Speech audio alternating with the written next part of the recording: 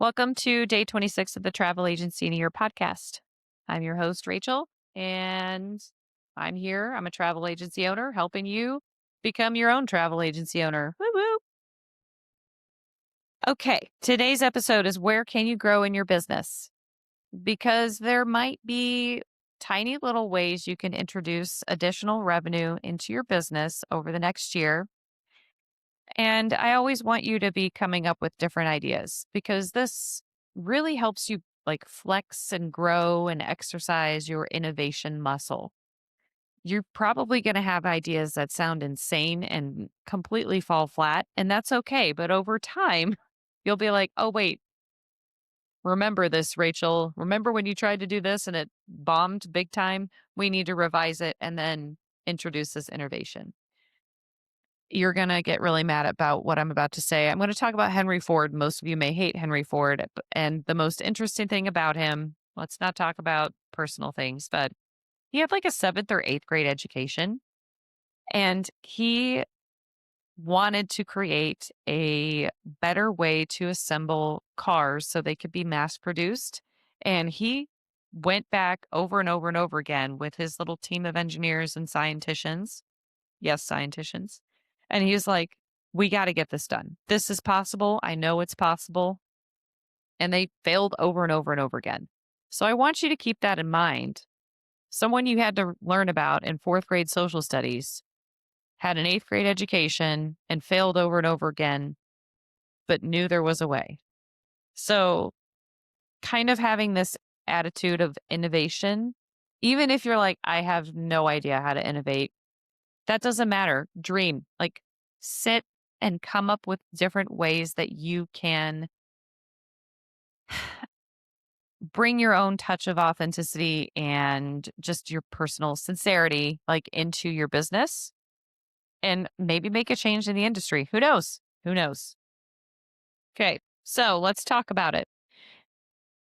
As you're driving in your car listening to my crazy ramblings, is there a service or some other kind of value add that you've been considering adding into your travel business? It could be literally anything. It could be like if you're really into fashion too, if that's like another passion, you could help people build vacation capsule wardrobes as part of your services. Like, oh, you're a regular client of mine. Here's recommendations. Like, you could really integrate all of that craziness. If you understand like the kibby body types, you could bring that in and be like, these are the outfits that will best flatter your body for the rest of your life. So long as you don't gain or lose a significant amount of weight, you never have to worry about what you're going to wear on vacation again. I mean, that's a crazy value added service, but it's available. Like you can do it. Other value adds is maybe you have extensively traveled in a particular destination that you sell, and it's not like resorts or cruise lines where they have the restaurants on site already, but they have like little hole in the wall restaurants or like nicer Michelin star restaurants, and you've actually dined at them, and you could say, hey, here's your dining guide. Like, here's your customized dining guide based on who I know about, like what I know about you and I'm happy to make reservations. That would be an additional service fee, by the way, people. But is there something that you can do? Like, get really creative. You don't have to implement it. I just want you to get creative because if you come up with these ideas, it could maybe, if you're still struggling with your niche, if you're still struggling with your ideal client avatar and your marketing messaging, it could possibly help connect you with finalizing those details as well. Just like, what else can I do? Okay. What are your superpowers? And if you haven't heard about that, that's in it's called the Sweet Spot to Success course. It's like $47 and it helps you identify your niche. But I do ask you to like, what are your talents? What are your superpowers? And how can you apply this to the travel industry? Okay. Another super easy idea, affiliate links from suppliers. I think I've mentioned this before and I am scared myself to just have the affiliate links out there because I'm like, I don't want to be responsible for bookings I'm not paying attention to myself. But I know there are people who strictly do that. and they are top performing agents. You could consider it. You could have affiliate links with your preferred travel insurance, your preferred cruise lines. Sometimes I think some of them do. Some resorts have affiliate links. I do use an affiliate link for Lomas Travel specifically for all of my groups traveling to Mexico. And I've kind of like, I'll set them up per group for transfers and tours. But then in my email automations for anyone going to Riviera Maya, period, they get an affiliate link, my affiliate link for Lomas. And it brings in un poquito extra revenue for me. But it's something that you could do to help move the needle just slightly in your business. Another thing, what if, and this is a big what if, people, but what if you over the last year, you've been in it for a while in this industry and you started to get new opportunities and you're like, well, I'll take it on. It's something I could manage. I know I can handle it, but it's an emerging niche that you want to start offering. That's something else that you could go into. And what if said niche just brings in a very high ROI for your time investment? And it's just something you've learned. A, you're passionate about it. B, you're knowledgeable about it. And C, you can just do it real quickly. It doesn't stress you out.